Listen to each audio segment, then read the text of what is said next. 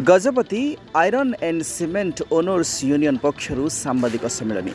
गजपति जिला पारलाखेमुंडी स्थित Saptagiri iron and cement दुकान सभागृह रे आज Gajapati iron and cement owners union पक्षरु सांबादिक सम्मेलन अनुष्ठित हो जाइछि। यूनियन सभापति श्री सीमांचल पट्टनायक सभापतित्व रे अनुष्ठित एही सम्मेलन रे स्थानीय लेबर मानकु कुल्ली दर बढ़ाइबाकु नै कहिथिले। राज्य रे सबुआड़े गोटे प्रकार सीमेंट एवं लुहा लोड एवं अनलोड करबा नै थिबा बेले आम पारलाखेमुंडी रे किंतु अन्य दर लागू करुछंती, जहा फल रे एही चढ़ा दर साधारण खाउटी मानक उपरे पड़ुछि। तेणु आमे आज को 3 दिन हैला निज निजर दुकान गुड़िक बंद करी एहार विरोध करुछु बोली संघर सभापति श्री पट्टनायक सूचना देथिले। समस्त भाई मानकु मोर प्रथमे हार्दिक शुभकामना एवं नमस्कार कर जनाऊँ।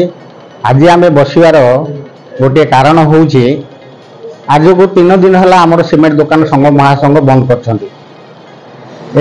गणमाध्यम माध्यम आम जनईदेवा चाहूँ जे आम कहीं सीमेंट दुकान 3 दिन है बंद कर तार उद्देश्य है आमर गजपति रे लेबर यूनियन अच्छा जहाँकि मात्राधिक परिमाण रे आउ लोडिंग अनलोडिंग टा बढ़े चलती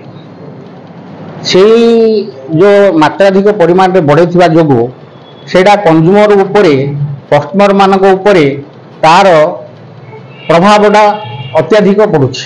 कस्टमर माने हमको ऑब्जेक्शन करछंती जे तुमे बस्ता को यदि 15 टंका लोडिंग अनलोडिंग आउ आट खर्च देले 10 टंका पकेबे ताहाले हमको अत्याधिक 25 टंका मात्र हमको एक्स्ट्रा खर्च हो जाउछि। तेणुकरी लेबर माने जो एबे प्राय माने काम को बंद करिसंती सेमानकु मध्य आम गणमाध्यम तरफ अनुरोध करुछु जे सेमाने गोटे आपस आम पाखे बुझामणा कले भल हम, कारण सेमाने भी गोटे कष्ट पड़ुछंती, सेमाने भी गोटे आम प्रति गोटे सहानुभूति रखिकी काम करुछंती। आमे कहूनु जे एडा एतिकी दबुनु सेडा सेतिकी दबुनु, किंतु जहाँ गोटे आमर गजपति जिले में जहाँ जेते प्रकार रे चली एमाउंटा सेतिकी आमे देबाकू राजी अच्छु। तो एबे वर्तमान जो मात्राधिक परिमाण रे बढ़े चलती से आमे एडाकू स्ट्राइक करी रखिछु। से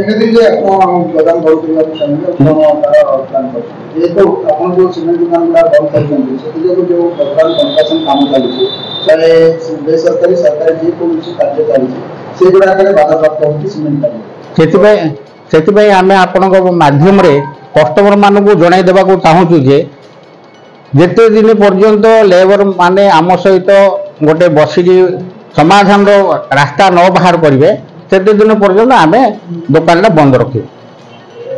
एही अवसर रे उक्त संघर संपादक श्री जे विजय कुमार, कोषाध्यक्ष श्री टी भास्कर राव सह अन्य सदस्य माने उपस्थित थिले।